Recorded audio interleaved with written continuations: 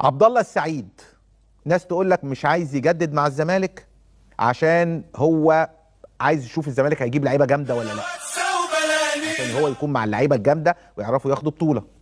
عبد الله السعيد قال لك سيبوني دلوقتي انا مركز واتكلموا معايا بعد نهايه الموسم. هذا الكلام عاري تماما من الصحه.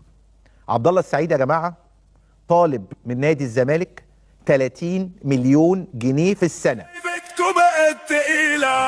مجرد ان انت عايز تخليه يكمل فانت هتبقى جدع مع عبد الله، يبقى انت جدع كده مع عبد الله.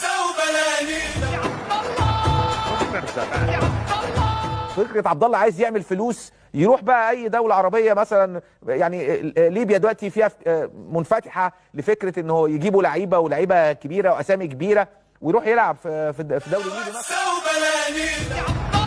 لكن عبد الله السعيد يقعد يبقى الزمالك يدفع له 10 مليون يبقى 100 وعامل واجب مع عبد الله يعني.